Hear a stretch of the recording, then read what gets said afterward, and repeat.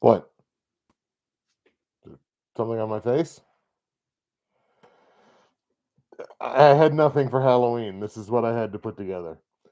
No, I'm not going to be doing the whole show in this mask. I'm not nearly as talented as Carver is. But this is as close as I could do. This is the best I could do for Halloween. So 2 thumbs up. I don't even know if you can hear me right now. So there we go. An effort was made.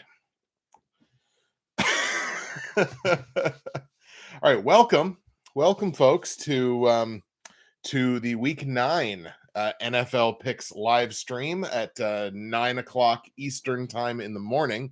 By the way, my hair is all over the place because I desperately need a haircut, but that's okay.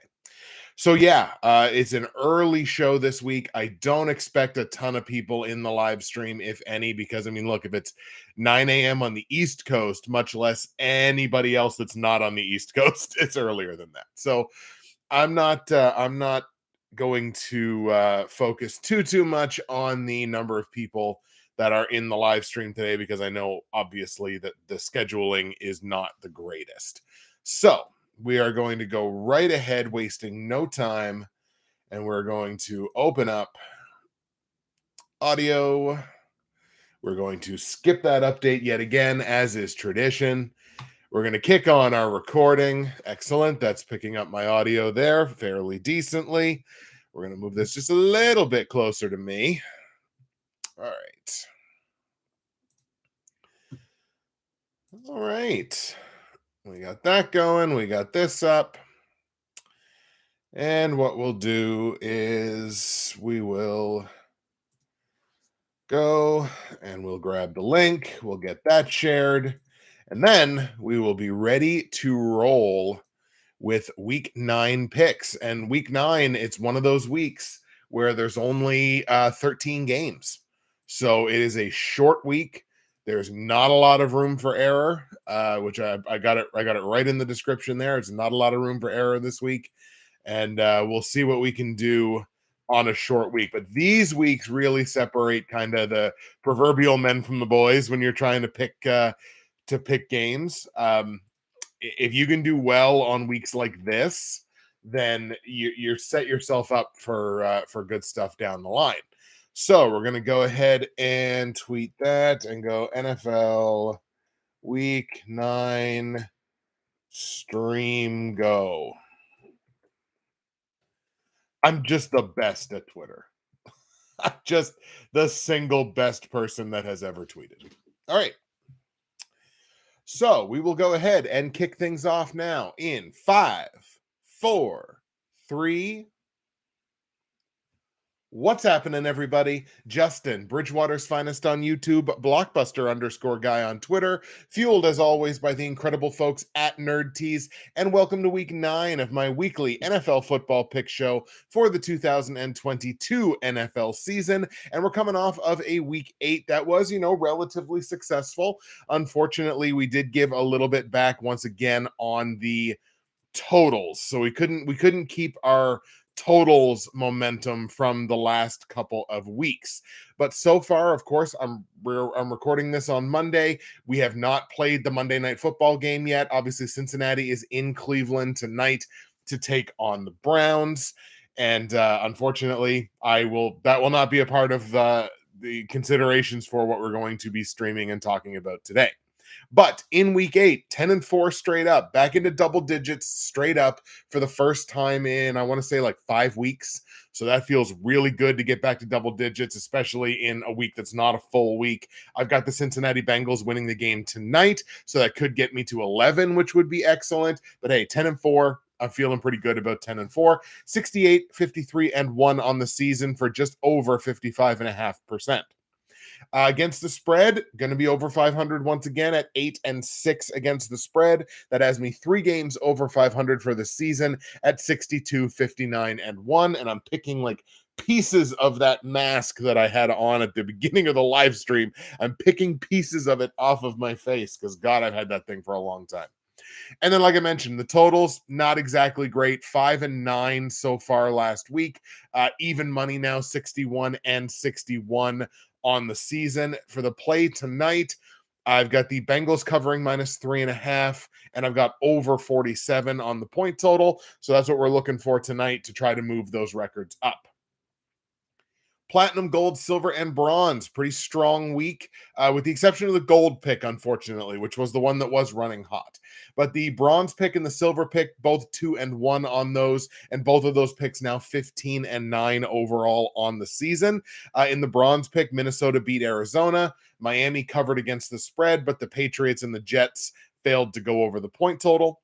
In the silver pick, Buffalo beat Green Bay, and the 49ers covered against the spread, but the Raiders and the Saints failed to go over. The first and only time I've picked with the Raiders to win a game this season. Go back, look it up. It's the first time I've done it, and they have arguably their most embarrassing performance that I've ever seen. So that only makes sense.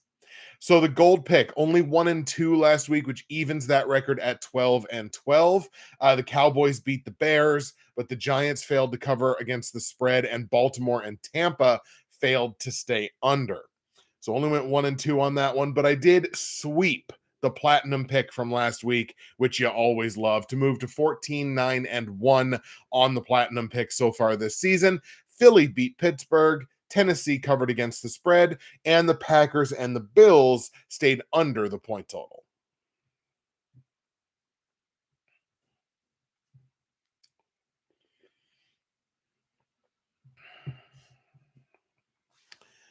Taking a peek at the Bridgewater's finest pick'em pool for season 11 of this show, I have moved up 3 spots from last week, now in 15th place out of 36 with 597 confidence points, which is good for just over 59% of the overall share. And that's on the back of a very strong week 8 so far, 92 of 120 confidence points, with 9 points on the game tonight for Cincinnati. So that's already 76.7%. And I can have myself a week in the triple digits, which would feel great if Cincinnati gets the win tonight.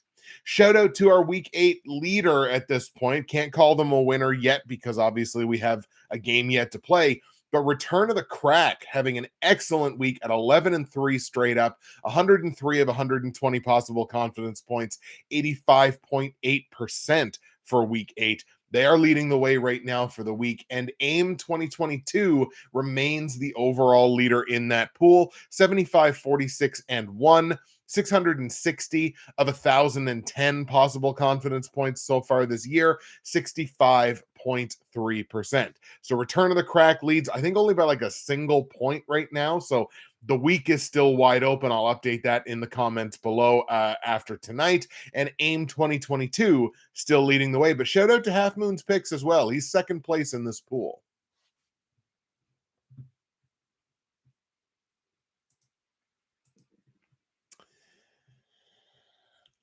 And we're going to take a peek now into Fantasy Corner, which is, of course, brought to you by the Dynasty Trade Calculator. Now, the Dynasty Trade Calculator is available in the description to this live stream and video, as well as the audio version of the podcast, I believe. My affiliate link is there, and for as little as $3, you can gain access to the Dynasty Trade Calculator, one of the absolute best resources available to you online for dynasty, keeper, and long-term fantasy football.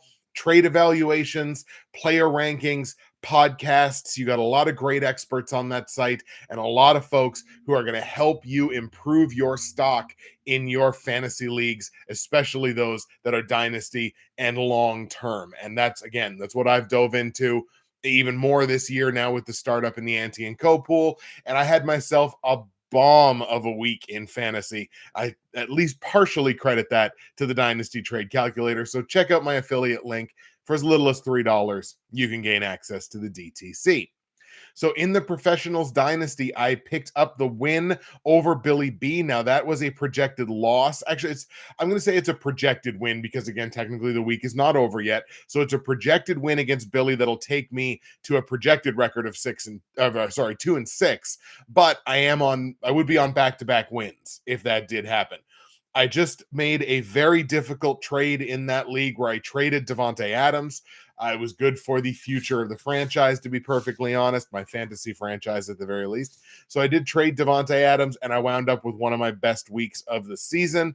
And, fantasy's weird sometimes. You trade one of your your anchor players, your cornerstone players, and sometimes it works out, and it just did for me this week, which is awesome. In the Ante and Co dynasty, I am projected to get the win over Chris as well, which would move my record to 5-3, which I'm feeling pretty good in that pool. Obviously, that's a brand new startup dynasty, and I'm feeling pretty good about my team. When you look at the breakdown of the roster, top to bottom, I feel pretty good about it. So, couple of projected wins for me right now, with of course whatever is left to happen this evening will still happen.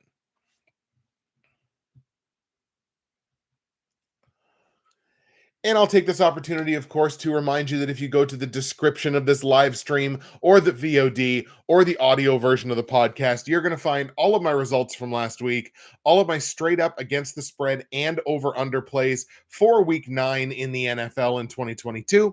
You're going to find information on joining the Bridgewater's Finest Pick'em Pool for season 11 of this show. You're also going to find information on joining the NFL YouTube Prognosticators Facebook page, where there's almost 400 people in there right now, and we talk football all week. You're also going to find information on my great friends and sponsors, of course, at Nerd Tees.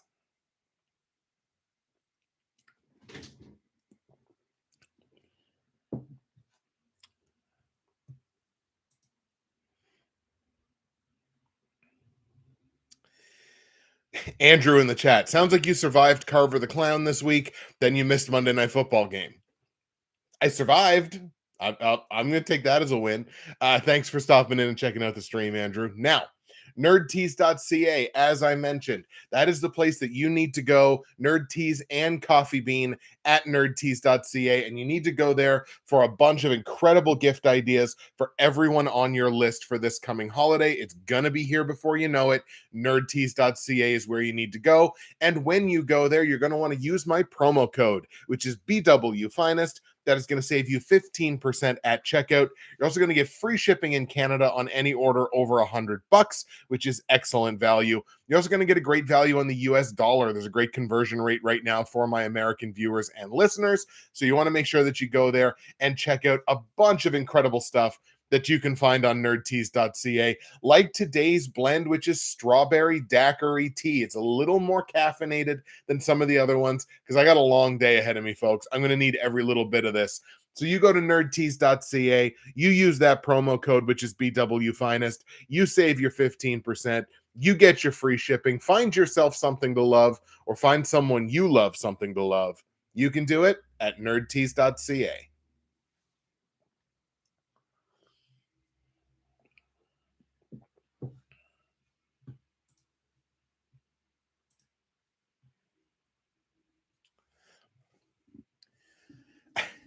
Paxton Daly's in the chat saying, "Good morning. I logged on an hour ago, forgot the time was in Eastern time." Oh, no.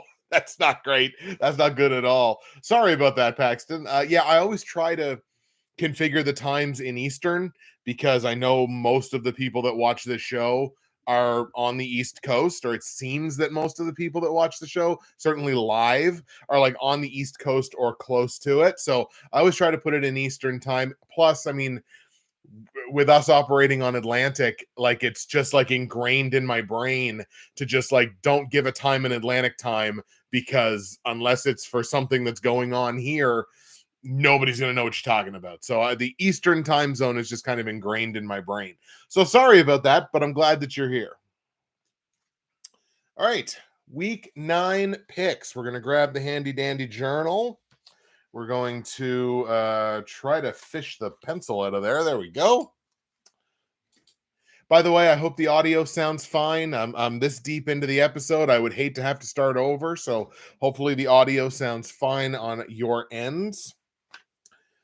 So week 9, we don't, for the first time this season, don't really have a lot of injury conversation to have.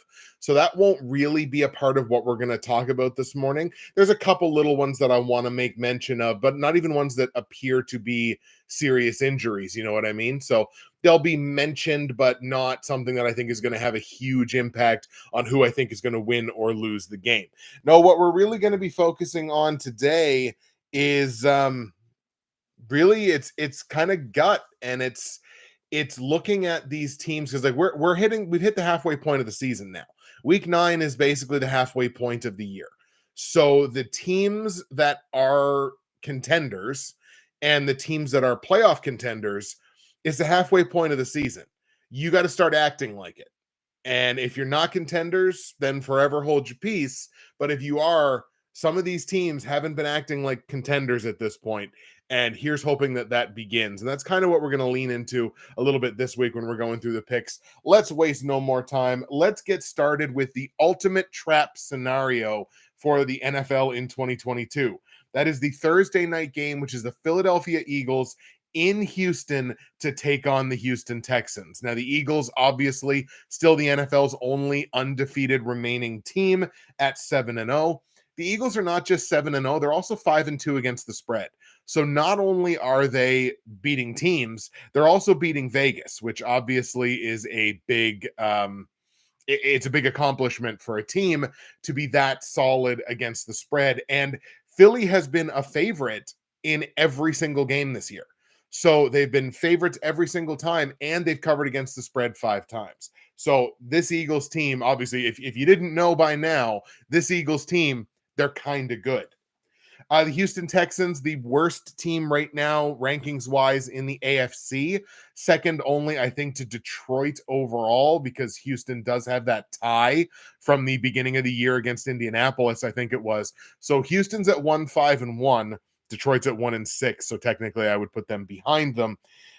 Houston has been an underdog in every single game so far this season, and against the spread, they're even money. They're 3-1 against the spread, so they are beating Vegas sometimes. But boy, it's awfully tough to go up against this Eagles team right now and expect much of anything good to happen. The Eagles are just playing on a whole nother level, and with the trade deadline coming up tomorrow, again, would not be shocked to see a certain Cleveland Browns running back whose last name begins with Bunt on the Philadelphia Eagles roster for this game coming this week. I really believe Kareem Hunt to Philadelphia is a thing that's going to happen.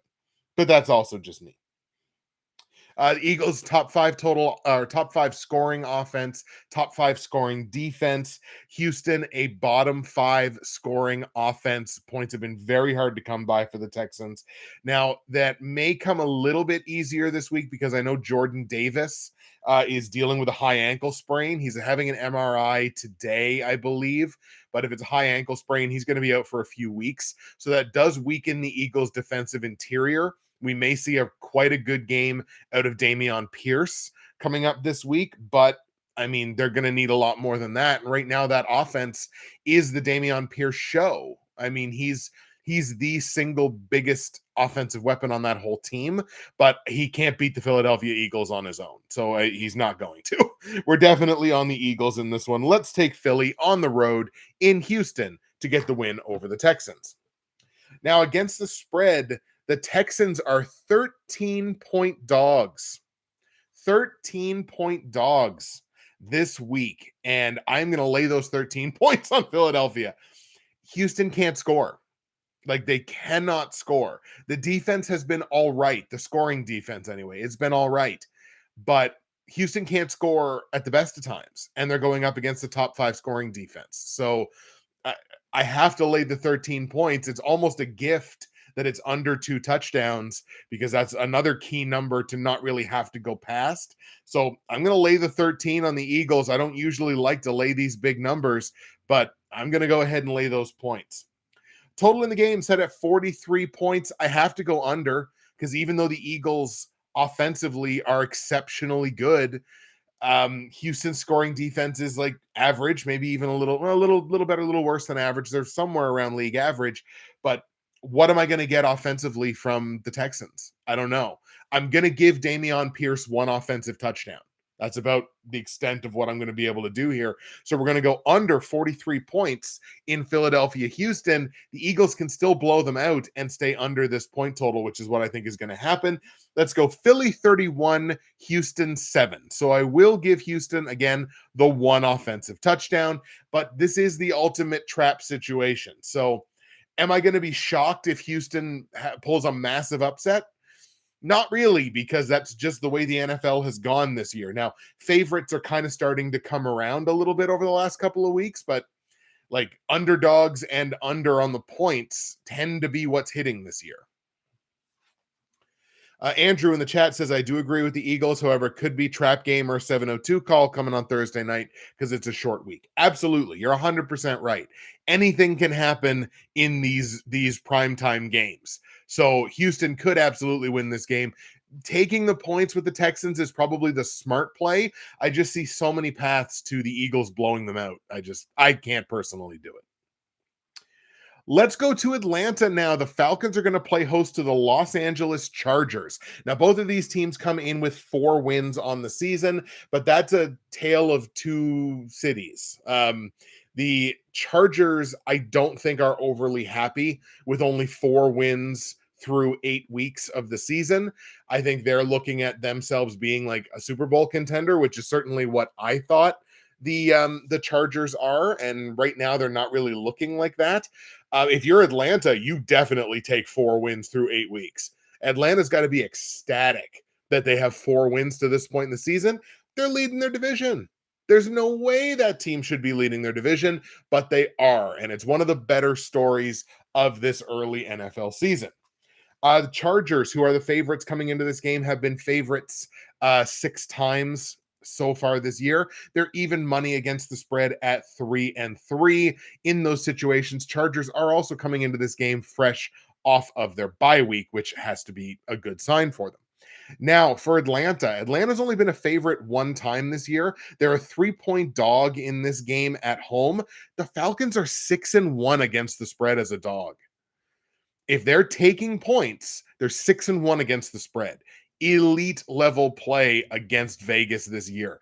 It's got to feel good for the Falcons. They're in a spot here that they got to be somewhat comfortable with. Neither one of these teams have very good scoring defenses. They both rank in the bottom 5 of the league. I expect a lot of points.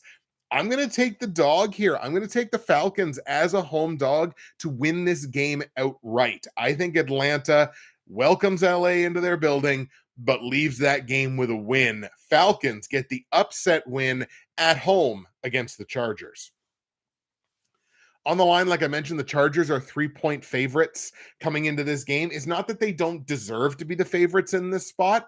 I think I'm just kind of going with the numbers here. I think the Falcons, top to bottom, might not necessarily be the better team, but they're definitely the more resilient team. The Falcons are an exceptionally resilient football team. So I'm going to grab them to get the win, obviously taking the 3 points with the Atlanta Falcons. And in fact, I like that so much against the spread that Atlanta +3 is going to be my bronze pick against the spread this week. Total in the game set at 48.5 points. I mentioned it off the top. 2 bottom 5 scoring defenses so far in the NFL. Take the over. The number doesn't even begin with a 5. Like, it's 48.5. Take the over in this one. This one feels like a bit of a layup. And so much so, over 48.5 points in Chargers Falcons is going to be my platinum pick this week on the totals. Like, 2 bottom 5 defenses, fire away. Give me the over on this one for sure. So over 48.5 points in Los Angeles, Atlanta. Let's go Falcons 27, Chargers 24. Like the Falcons, take the points and give me the over. Andrew says Chargers were in a much needed bye week. That's absolutely right. They'll be hungry for a win. I agree with that. They'll come into this game as healthy as they've been in some time. I have some faith in this Atlanta Falcons team all of a sudden.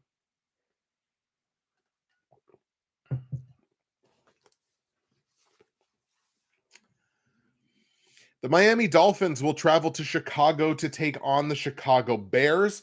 Miami, a 5-win team so far this season. Chicago sitting with 3, which I think is about where people probably thought, kind of around where they'd be through 8 weeks. Maybe more people might thought they'd only be around 2. So they may be exceeding some very low expectations. Dolphins come into this game on the tail end of back-to-back road games, and as a favorite, they've covered twice in 4 opportunities against the spread. So they are 2-2 as betting favorites this year. Chicago going to come into this game as a home dog. Chicago has covered 3 times against the spread as a dog this year, but they are under 500 in that case at 3-4.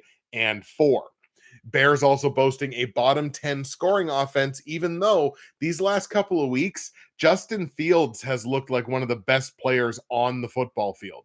The past 2 games, Justin Fields has come into his own. So I feel real good about having picked him up in one of my fantasy leagues. Not the dynasties, obviously. He was way too rich from my blood in dynasty, but in a redraft league, I managed to pick him up basically as my 1B to my Russell Wilson 1A in that league, and I'm feeling really good about it because the last couple of weeks, Fields has come to play.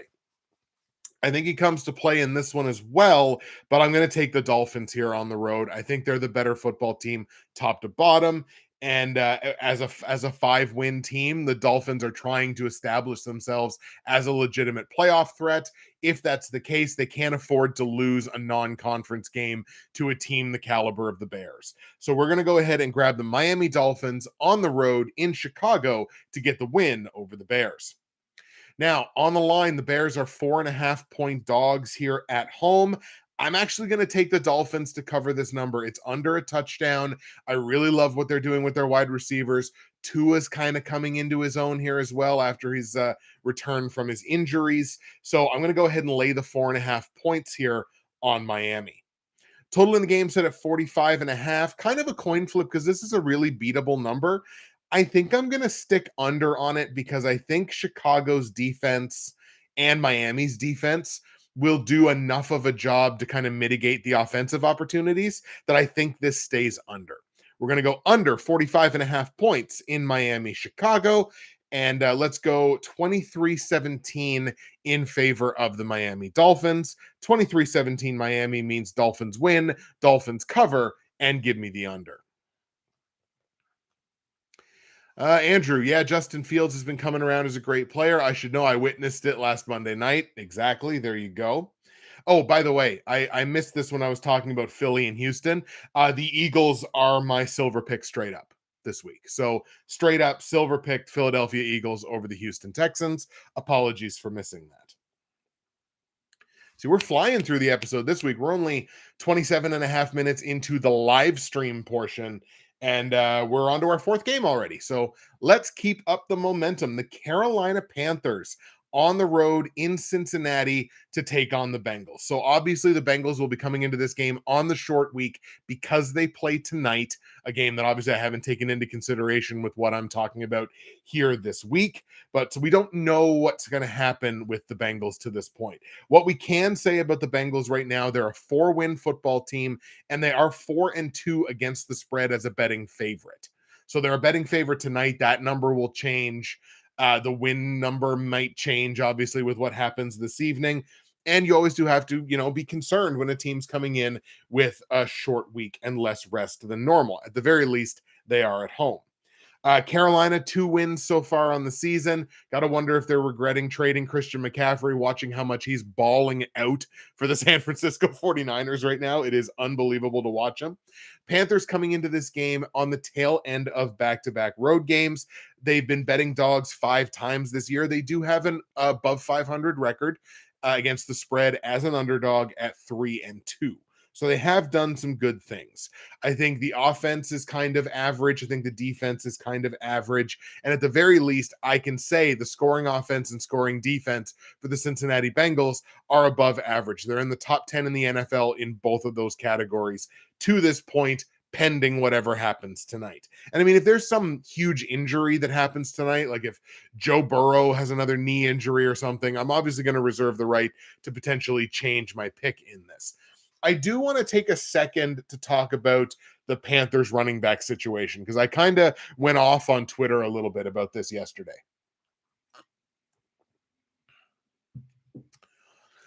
So obviously there was a lot of overreaction on NFL Twitter to Donta Foreman's 3-touchdown game, and with good cause, because I mean, here's a player who had played in 33 games up to that point yesterday and had scored, I think, 5 touchdowns in total in 33 games, only 3 of which I believe were starts.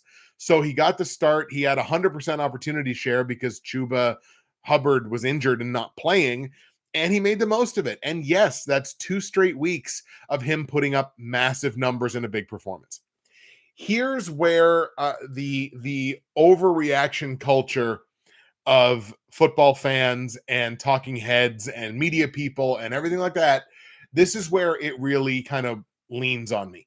This is a running back by committee, and it's going to stay a running back by committee. Donta Foreman did not steal the starting job in Carolina that with those last couple of games. He didn't, because he's been in the league for a couple of years. We understand the back that he is. We're just seeing the absolute zenith of his potential in a 2-game stretch. That's it. Chuba Hubbard started 10 games for this team last year. And people were looking at him like, oh, his numbers, look at his numbers. He rushed for 600 yards and 5 touchdowns as a rookie, starting intermittently for a bad football team coached by Matt Rule. That's a pretty darn good rookie season as far as I'm concerned. So just the folks who are writing Chuba Hubbard's professional obituary and fawning over Donta Foreman, like, it's Einstein's definition of insanity, or the definition of insanity that's credited to Einstein. How many times are you going to see the same thing over and over again and react the same way and expect a different result? This is a running back by committee, and it's going to stay a running back by committee. When Chuba Hubbard's healthy, Chuba's going to get his touches. Now, in saying that, I think utilizing both of those backs makes Carolina a much more dangerous offensive team. Absolutely. Are the Carolina Panthers at their zenith capable of beating the Cincinnati Bengals? Absolutely. They absolutely are. Do I think they will this week? Probably not. I don't know whether Chuba's going to be back, to be perfectly honest. It may be another Donta Foreman game. And look, before yesterday, this was a stat that I looked up. Before yesterday, and I'm not meaning to sound like I'm crapping on Donta Foreman. He's a good football player. But before yesterday, Donta Foreman had never started a game and rushed for 70 yards in the same game. He's started games. He's rushed for 70 yards or more before, but he's never done both of those things in the same game. So again, this Donta Foreman take over the backfield. Your victory lap is a little quick here, and we don't really know what this Panthers offense is right now. It looks pretty good with PJ Walker, but we got to see. We got a bigger sample size. So we're definitely going to be leaning on the Cincinnati Bengals here to pick up this win. And actually, so much so, I like the Bengals as my platinum pick this week. Even though they're on the short week, even though anything can happen in the game tonight, I really like the Bengals in this spot at home. They've turned the corner. They're proving they're a contender. They're going to continue doing so tonight, I believe, and continue doing so next week against Carolina. So Cincinnati over Carolina, my platinum pick straight up. On the line, the Bengals are currently laying 8.5 points here as a big home favorite. And this was a tough one for me because it's not like the Bengals are the Bills, right? Like, they're not a powerhouse, but they're a very good football team. And a very good football team that's turned the corner. Yes, they don't have Jamar Chase anymore. He's going to be out for a while. That sucks. That definitely limits the offense. But that's why you have guys like T. Higgins and Tyler Boyd behind him. That's still a really good 1-2 punch at wide receiver. You got one of the better backs in the league in Joe Mixon. I think the offensive potency of this Cincinnati Bengals team is capable of covering this number. This one's not great, but I'm going to lay the 8.5 points here on the Cincinnati Bengals at home against Carolina. I like Cincinnati to cover -8.5. Total in the game set at 44. I think I'm going to stick under on this one because, again, you don't know what the Panthers offense is going to look like week in and week out. And you've got a Bengals team that is a top 10 scoring defense in the NFL so far this year. This is a really beatable number, but I'm going to stick under on it. Under 44 points in Cincinnati, Carolina. Let's go Bengals 27, Panthers 13. Bengals win, Bengals cover under the point total. And Andrew says it depends what Cincinnati does tonight. Then I will see what I would do. Planning to do my picks tomorrow. Excellent. Good news. Let's have a sip of nerd teas as well. Calm the savage beast that is my throat, live streaming this early in the morning. The Green Bay Packers traveling to Detroit to take on the Lions. And if ever there was a get right spot for the Green Bay Packers, it might be this one.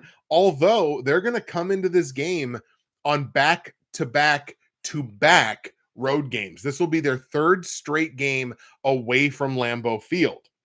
And I've been keeping track of the back to back road games teams all season.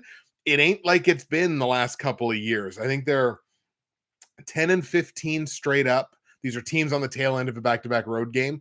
I think they're 10 and 15 straight up and 10, 14 and 1 against the spread. So they're not finding the success that they found in years past. Packers, a bottom 10 scoring offense in the NFL, which again, something that I never thought I would see with Aaron Rodgers at quarterback, but it is the case when the receivers are struggling. Now, Romeo Doubs had a touchdown in the game last night, and the Packers did manage a backdoor cover on the minus 10.5 that I had the Bills at. I did take the Packers plus the points, so I did manage a backdoor cover on that one, which did feel good. And honestly, I didn't think the Packers looked terrible in that game. They were up against a buzzsaw.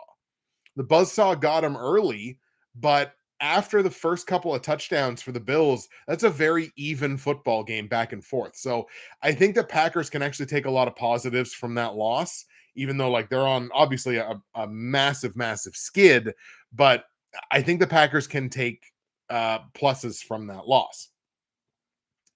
The Detroit Lions 1-6 on the season to start things off. Obviously, they were a feel-good story through Hard Knocks, but it's unfortunately kind of come crashing down on them now. DeAndre Swift is back. It looks like he'll be back up close to 100%, I would hope, for this football game. I certainly hope for Detroit's sake.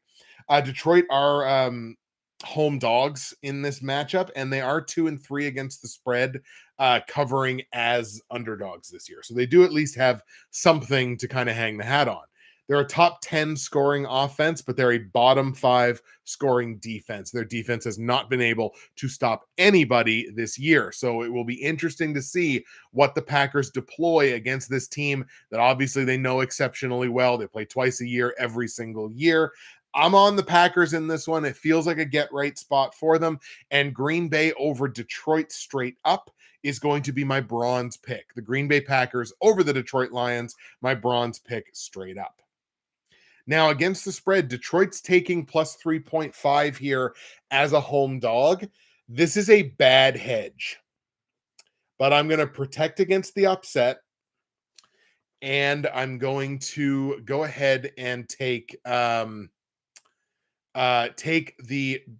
Lions plus the points, plus 3.5. We're going to go ahead and remove that. We're going to go ahead and remove that. We're going to go ahead and put user in timeout.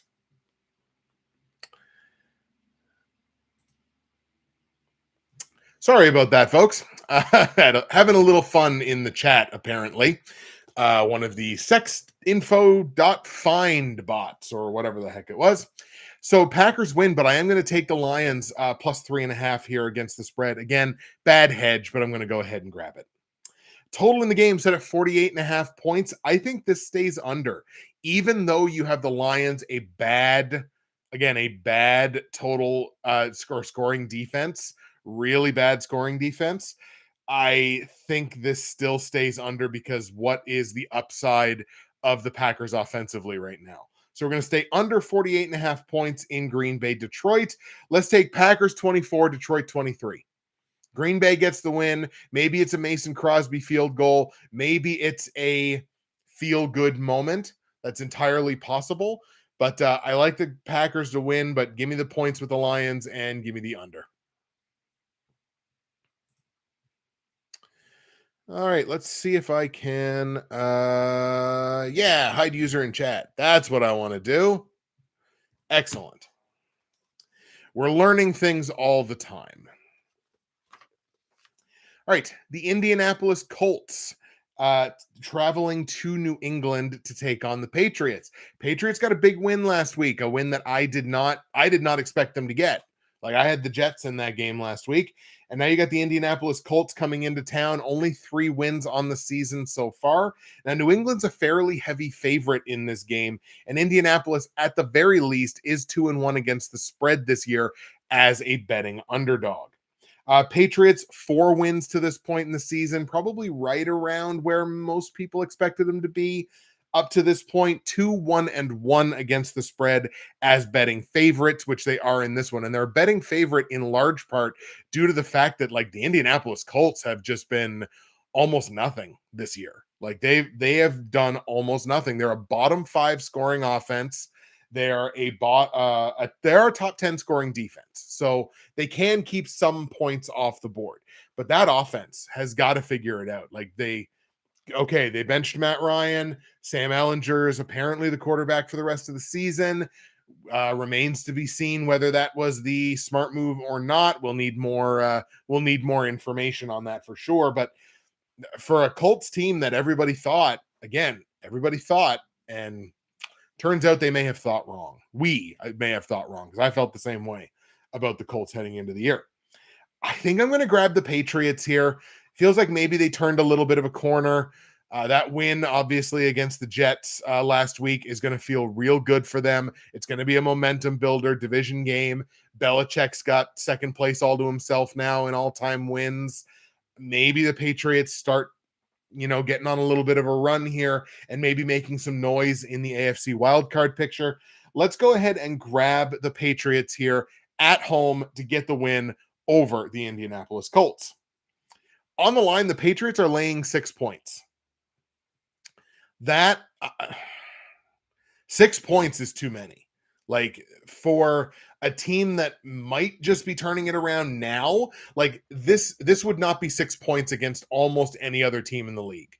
But this is a result of a strong anti-Indianapolis reaction.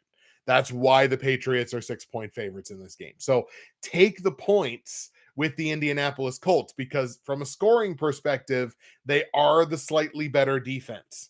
So take the scoring defense, take the Indianapolis Colts plus the 6 points, but I am hedging because I do like the Patriots to win. Total in the game set at 39.5 points. This is probably this is among my favorite totals of the week. I love the under in this. Even though it's 39.5, it's such a beatable number. We're going to go under 39.5 points in Indianapolis, New England, and Indy, New England under the 39.5 is my bronze pick on the totals this week. We're going to go New England 17, Indianapolis 14. So 17-14 Patriots. Patriots win. Colts cover the +6 and give me the under.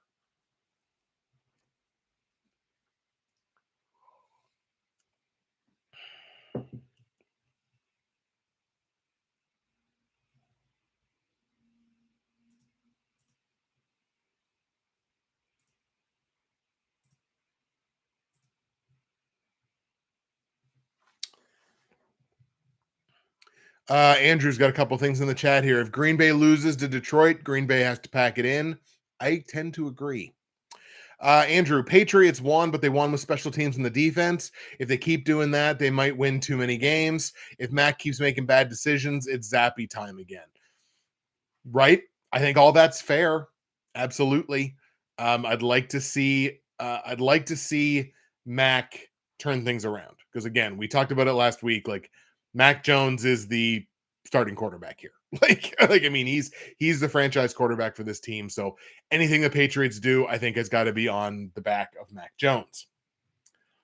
All right, division matchup now. The Buffalo Bills traveling to New York to take on the Jets. Buffalo obviously coming up with the win last night against Green Bay. I think it was it 27-17, I believe it was. So again, convincing win for them. Multiple possessions, top 5 scoring offense, top 5 scoring defense. None of that changed based off of last night. Buffalo's a wagon. Like, Buffalo, by all rights, should win the AFC, or at the very least be in the AFC title game.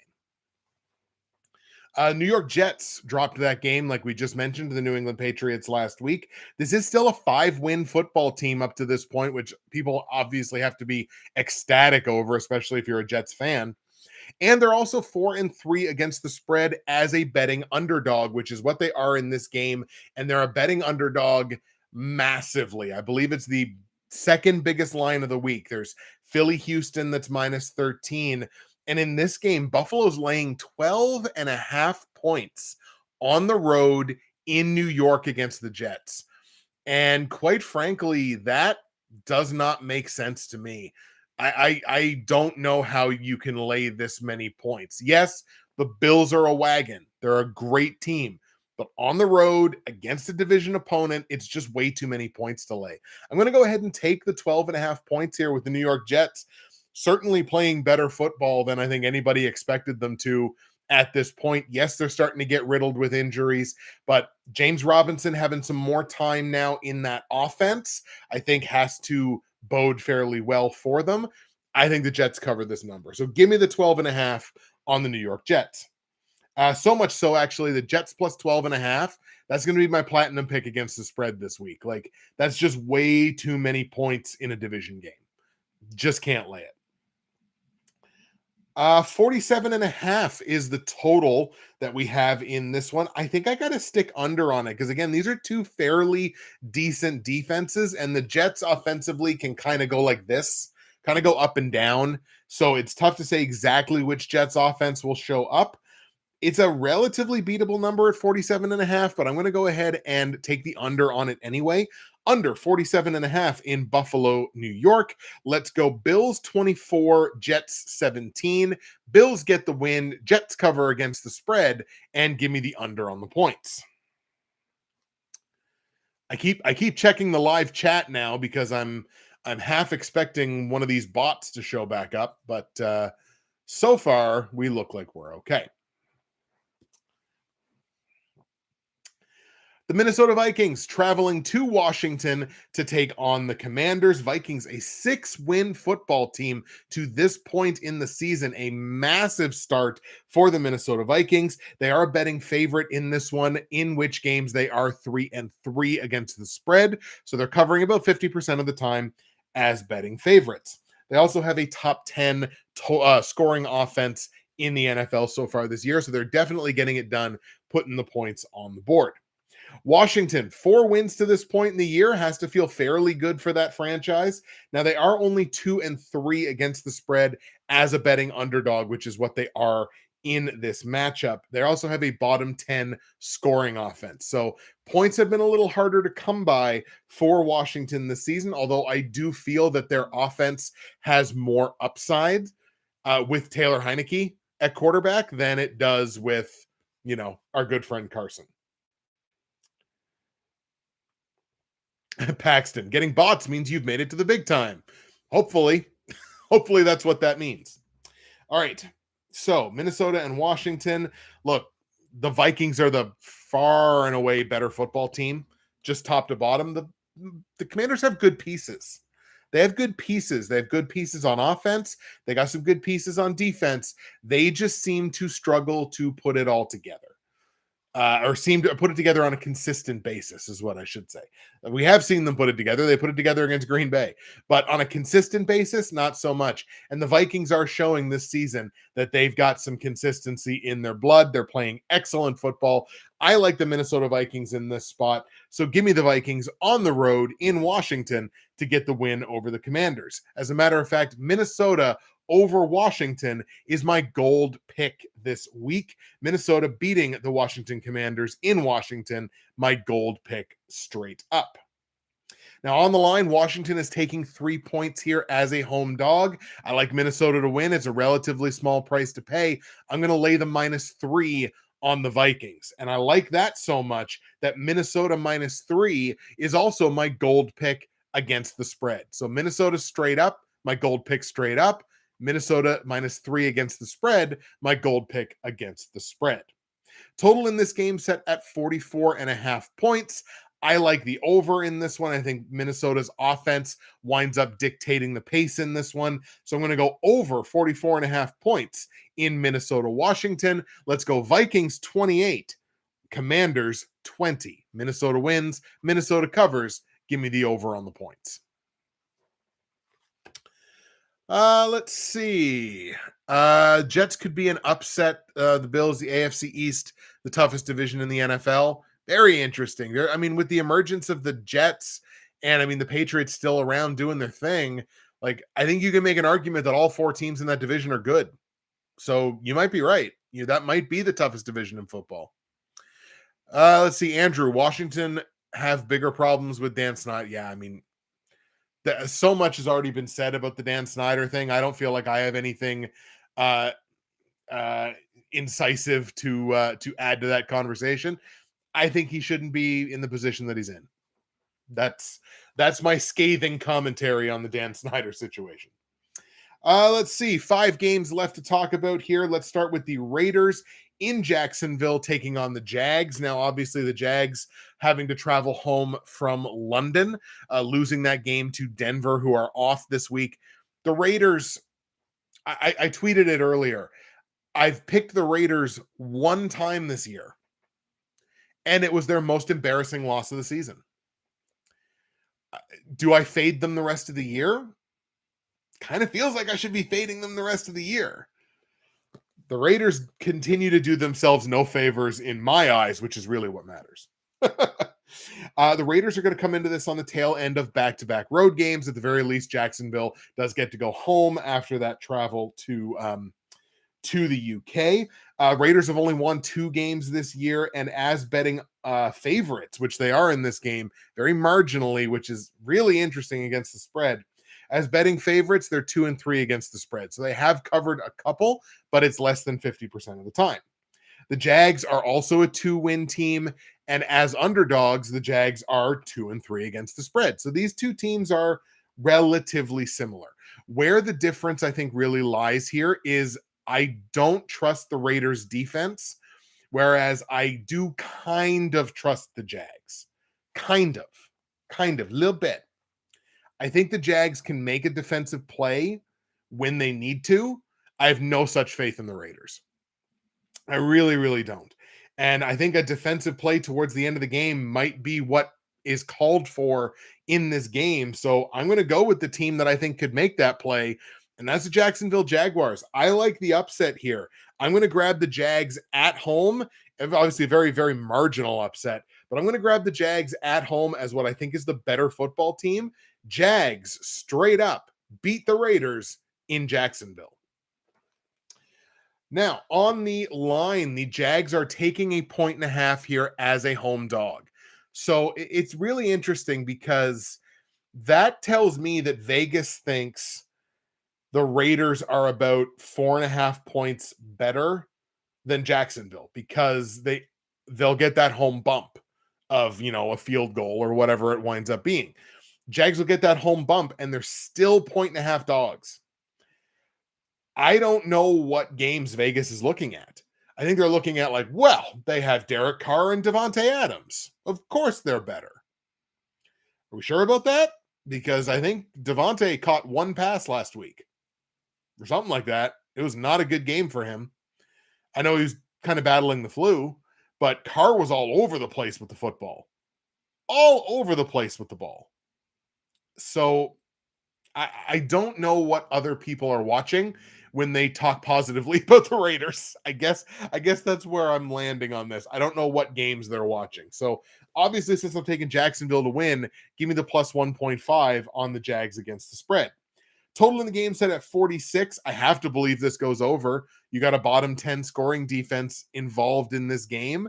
I think this goes over. I think this could be some sloppy football, which I think could lead to some more points. So let's take over the 46.5 point total in Las Vegas and Jacksonville. Let's go Jags 30, Raiders 28.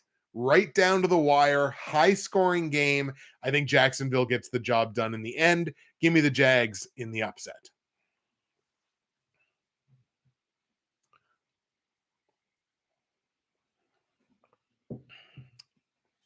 Shout out to my lurkers, by the way. We've been around 5 or 6 concurrent, basically the whole stream, which is awesome for this early in the day.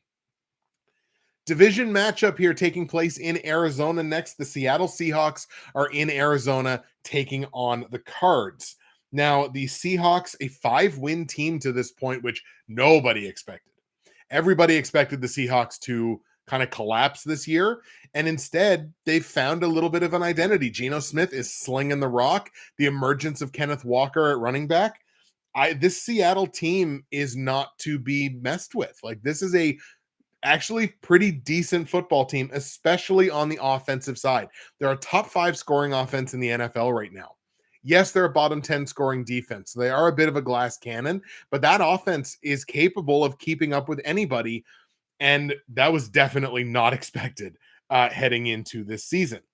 Arizona, a 3-win team to this point in the season, only 1-1 against the spread as a betting favorite, which is what they are in this game. Marginally, they get the hometown bump. Seattle as a betting underdog, 4-2 against the spread this year. So they're beating Vegas's number fairly consistently this year. So again, just all in all, it's been an excellent beginning, the first half of the season for the Seattle Seahawks in the post Russell Wilson era. And I think they said something really really intriguing in the post game last week, which was like it's cool, something along the lines of like it's cool to have a team that nobody demands the success. Like everybody just kind of puts their head down and works. And they were talking about the rookie class too. Like, I don't know if the rookie class has said 500 words since they've been here. They just putting their heads down and working. And good things can happen when you're a team that can just put your head down, put the blinders on, move forward, and work. The Arizona Cardinals come into this game with a bottom 5 scoring defense. And that's not going to beat too many teams in the league having a bottom 5 scoring defense, especially a team that's scoring points at the rate that the Seattle Seahawks are. Again, Arizona's the favorite in this game. I don't particularly know why. I like the Seahawks here in the upset. I think they're the better football team, or at the very least playing better right now. I don't know if it's still Call of Duty double XP release weekend, but we might see a bit of a better game out of Kyler Murray this week. But I expect the Seahawks to win this thing. I think they're the better team. Let's take Seattle on the road in Arizona to get the win over the Cards. So obviously, like I mentioned, Arizona's the betting favorite here. They're laying 2.5 points as the home favorite. I like Seattle to win, so give me the plus 2.5 on the Hawks. Total in the game set at 49.5 points. And actually, I really like this thing to go over. I feel really comfortable about the over hitting here, especially where I think Seattle's going to win the game. And I actually like that so much that Seattle and Arizona over the point total of 49.5 is going to be my gold pick on the totals this week. Seattle, Arizona over my gold pick on the totals. Let's go Seattle 31, Arizona 24. Seattle wins, Seattle covers, and give me the over on the points. Andrew in the chat, Josh McDaniels gets fired by Mark Davis at the end of the season. Does he make it to the end of the season? I don't know. And McDaniels goes back to New England as the offensive coordinator. Maybe. I mean, look, there's comfort in the familiar. It's entirely possible. And look, Belichick's not going to be there forever. If you really want to be the coach of the Patriots, I think you stick it out and you got to wait for it. Andrew, I got to give Seattle credit. They play well as a team. I give them credit that Geno Smith may get comeback player of the year. I 100% think Geno Smith right now should be at least a front runner for comeback player of the year for sure. Pete Carroll might get coach of the year if they make the playoffs. That's entirely possible as well, because nobody, diehard Seahawks fans, weren't saying that they were going to be a playoff team this year. So that is entirely possible as well. 3 games left on the slate. We got the Los Angeles Rams traveling to Tampa Bay to take on the Tampa Bay Bucks. Now, the Bucks come into this game with the benefit of the long week, having played on Thursday. They were only a 3-win team to this point in the season. Definitely not what any team is expected to have results-wise when your quarterback is Tom Brady. And obviously, it all came out this past week that Tom Brady and Gisele Bündchen have officially finalized a divorce. I wish nothing but the best for both of them because obviously it's never a situation I've had to go through. Seems like it would be a really crummy situation to have to go through. So I certainly wish both of them the best. I hope they find what they're looking for. Now, Tampa, in terms of their results on the field, like I said, 3-win team so far this year. They're a betting favorite in this game, but they're only 2-6 against the spread as a betting favorite. I think they've been betting favorites every single week, and they've only covered against the spread twice. Not good. Not good at all. And it just has not, yes, they've dealt with some injuries, but it just by and large has not come together for Tampa Bay, and certainly not with any kind of consistency this year. On the other side, speaking of that, the Los Angeles Rams, only a 3-win football team to this point in the season. They're the betting underdog here. They've been the betting underdog twice this year and have not covered against the spread. They're 0-2 as a betting dog this year. So when they're dogs, they're getting beaten and they're getting beaten consistently. That's what they are in this game. It makes it exceptionally difficult to make a play in this matchup. What I can say, the Rams are a bottom 5 scoring offense with Matt Stafford at quarterback, with Cooper Kupp at wide receiver. Bottom 5 scoring offense. This is why they were going so hard after Christian McCaffrey. They need to, their running back situation needs to change. Now it looks like Cam Akers is actually going to like come back to the team if he doesn't get traded in the next couple of days. So he could come back well rested. That could make a difference. We can see, but I mean, the Rams got to figure it out on offense. Van Jefferson, I don't think they're utilizing him the way that they should be. Maybe they're still in the Odell Beckham sweepstakes. Looks like Odell's going to make a decision in the next couple of days. We'll have to see what happens. But bottom 5 scoring offense. The Bucs are a bottom 10 scoring offense, but they do have a top 10 scoring defense. I think their defense is probably going to be what the difference is in this football game. I'm going to grab the Tampa Bay Bucs, especially where you've got Cooper Kupp, who's kind of got dinged up last week, got rolled up on his ankle. Now he seems to say, "Oh, it's fine, it's fine, it's fine." But they're going to do more testing on that. And if there's anything, because he's the franchise, he is that franchise. So if there's anything there that may develop into a longer term injury, there's a possibility they could sit Cooper Kupp. I don't know that they're going to in this game, but there's a possibility they could sit him. And if they do, what's the offensive upside of the Los Angeles Rams? So we're going to grab the Bucs here to get the win. Tampa Bay beats the Rams in Tampa. On the line, Tampa's laying 3 full points here as a home favorite. So what do? Do you go with the team that's 25% covering as a favorite? Or do you go with the team that's 0% covering as an underdog? I like them to win. It's a relatively small price to pay. I guess I kind of got to hold my nose and lay the 3 points on Tampa Bay if I really believe in them to win. So we'll take Tampa straight up and we'll lay the points on the Bucs. Now, what I really like about this game is the total. The total set at 42.5, which is a really, really beatable number. But I'm staying under on this number. And actually, I like that so much that the Rams Bucs under is going to be my silver pick on the totals this week. Under 42.5 in Rams Bucs, because the offensive upside of the Rams right now is not great. Certainly not great. You're playing a team that's a top 10 scoring defense. The Rams might not have Cooper Kupp. The Bucs are still trying to figure it out on offense. I love the under in this one. Under 42.5 points in Rams and Bucs. Let's go Tampa 23, Rams 17. Bucs win, Bucs cover, and give me the under on the points. Andrew, this could be a good bounce back game for Tampa, not only for a win, but a little payback from the playoffs last year. Absolutely. I think they come into this game probably a bit hungrier maybe than the Rams do. I think the Rams still understand that the context of their division is wide open. And look, so is the Bucs. I mean, Atlanta's leading that division. There's only 4-4. So, I mean, that division's still wide open. But, I mean, now that the unpleasantness with Tom Brady is kind of behind them and it's finalized, hopefully he gets back to focusing on football, and that would be the turnaround that the Bucs are looking for.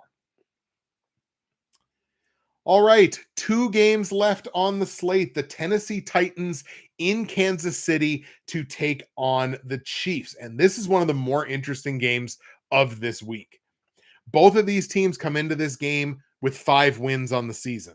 Kansas City is going to come into this game off of their bye week, so they will be well rested. They're going to be raring and ready to go. This is back-to-back road games for the Tennessee Titans, which is a thing that you have to take into consideration, especially this season. Tennessee comes into this game with a bottom 10 scoring offense, but a top 10 scoring defense. They are getting it done the way they have tended to get it done, which is give the ball to Derrick Henry 25 times a game and let the defense do the rest. And that's been a formula for them, and it's worked out for them because, look, their wide receiver room is, and Ryan Tannehill's not at 100%. We saw Malik Willis last week.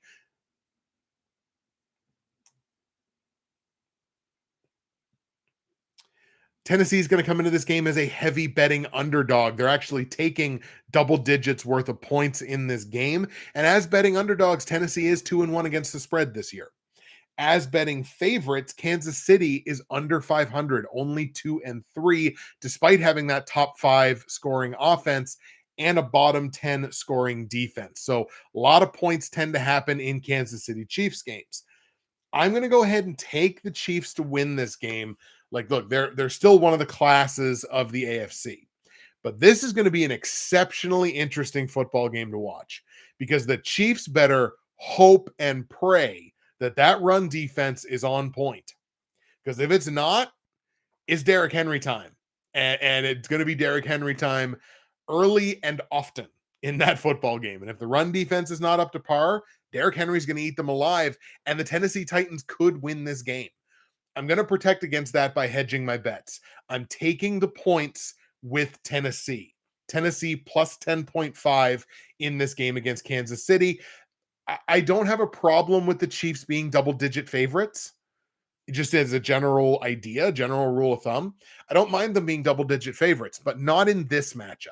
In this matchup, they're playing one of the dark horse elite teams in the AFC, and they have been for a couple of years now. Talk to my boy Keith Bailey. He will tell you all about the Tennessee Titans. Taking the points here with Tennessee, but I do think Kansas City gets the win. Now, total in this game set at 46.5 points. That is a credit to the Tennessee Titans scoring defense. The fact that any Kansas City game has a number less than 50 points is a credit to the defense on the other side. Now, 46.5 feels like an exploitable number. I think we're going to take advantage of that, and I think we're going to grab the over here, over 46.5 points in Kansas City, Tennessee. Let's go Chiefs 27, Titans 20. Chiefs win, Titans cover, and give me a marginal over on the points. By the way, I can't remember whether I mentioned it or not, but Titans plus 10.5 against the spread. Actually, my silver pick against the spread this week. Titans plus the 10.5, just like I took the Jets plus the 12.5. It's just too many points for me.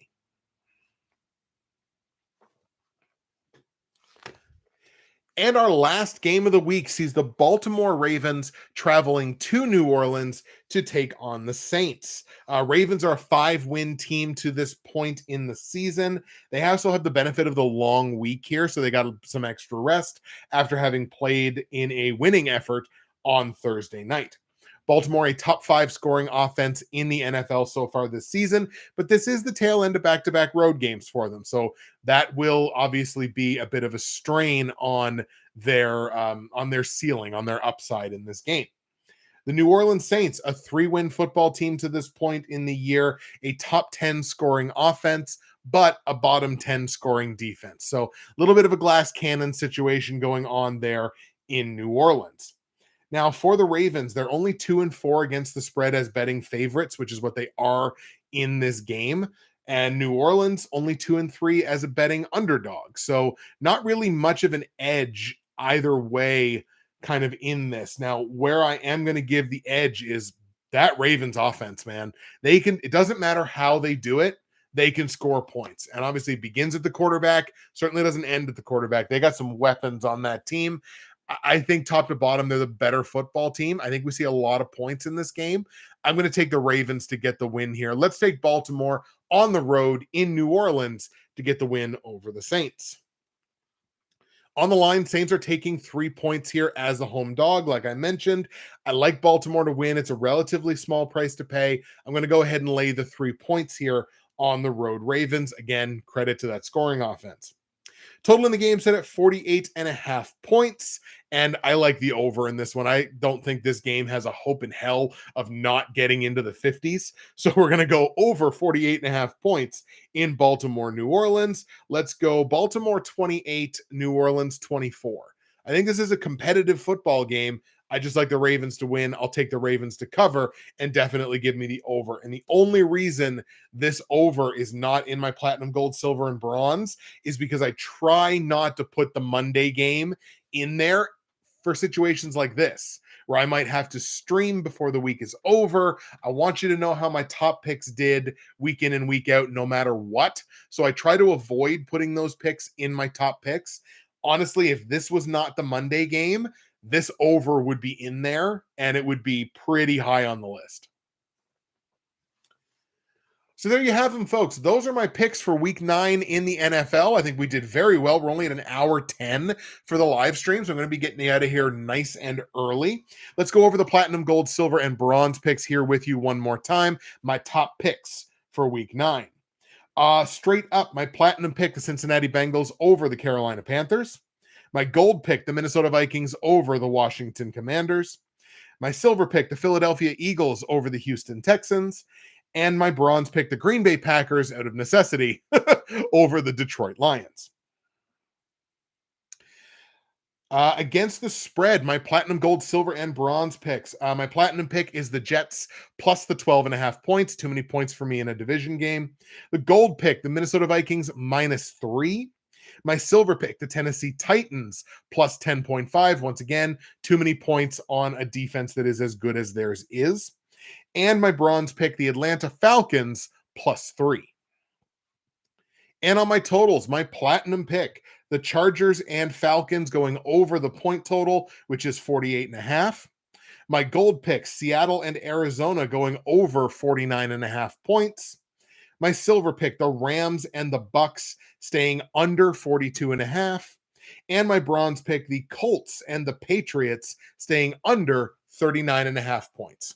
Those are the top picks for week 9. Those are all the picks for week 9. And I hope you have a very happy Halloween, no matter what you're doing. If you're partying, if you're handing out treats, no matter what you're doing, hope you have a safe night and I hope you have a fun night. Let's take a peek here in the chat just before we get out of here. Let's see. Andrew Warren, I thought Malik Willis played well for Tennessee. This will be a good one to watch. Absolutely. The Ravens offense is so dominant that they're compared to the 98 Vikings or the 81 Chargers in the greatest show on turf. It's real interesting because, like, think about it. They're doing what they're doing offensively while almost completely ignoring Rashad Bateman. But I mean, he's also kind of dinged up with injury. And J.K. Dobbins hasn't been there for most of the season. So you think about what they're doing with their scoring offense. To steal a quote from Dragon Ball Z, this isn't even their final form. So I mean, like they're doing it, they're getting it done all over the place, and without some of their top players. Repulate Gaming, love the show, don't want it to end. Thank you, I appreciate that very much. That's awesome. Paxton Daly, sounds like we're pretty much on the same page this week. Ravens -3, Miami -4.5. Raiders Jacksonville money line, Vikings -3. Awesome, thanks for the great insight, Andrew Goku. I was that kid. I was that kid in high school. I loved Dragon Ball Z. I'd wake up at like 7 in the morning and watch back-to-back episodes before going to school. Like, I was a big Dragon Ball Z mark when I was a kid. I haven't checked out this new Super, but I've been meaning to, so I must check that out and see if it still holds up. Anyway, that's it for me. Justin, Bridgewater's finest on YouTube, Blockbuster_guy on Twitter, fueled as always by the incredible folks at Nerd Tees. The Week 9 picks and the Week 9 show now in the books. Happy Halloween, ladies and gentlemen. Hope you have a great evening, and we will see you again for Week 10. But don't forget, CFL playoffs start this week. It's playoff time, baby. 3 weeks, we're going to have a Grey Cup champion.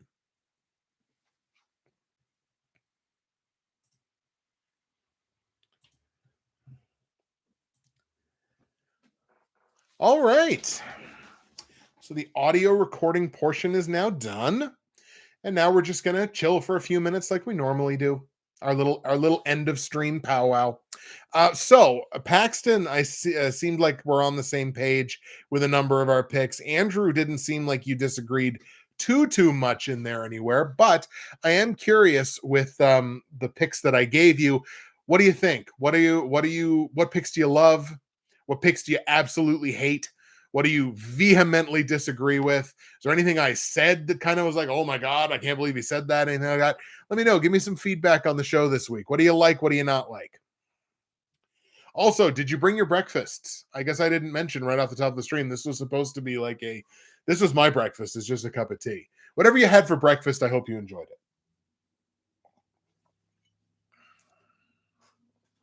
it. I'm curious maybe to get your thoughts on the little rant that I went on there about the Carolina Panthers backfield. How do you feel about that? Chuba Hubbard versus Donta Foreman, that conversation. The Tom Brady stuff. Kind of whatever you want, mixed bag. Repulate Gaming, eating Cora's breakfast while watching. Sweet. Oh, Cora's. You know what? When I was on vacation, I had the probably best breakfast I've ever had at a place called Pure and Simple. Pure, Pur, and Simple. It was amazing. It was so good. And just a couple days ago, I was walking around my town, my hometown, and I see a banner up that's just like Pure and Simple franchises available. I was like, please, because if they open a Pure and Simple down here, trust me, I'm gonna be in that bitch every single day. I will be there. I will be there daily. It's gonna cost so much money, but damn, it was so incredible. Andrew loved the Patriots indie pick and had Dunkin' Donuts for breakfast. America runs on Dunkin'. Repulate, I've had that too. It is amazing. Yeah, it was my first time.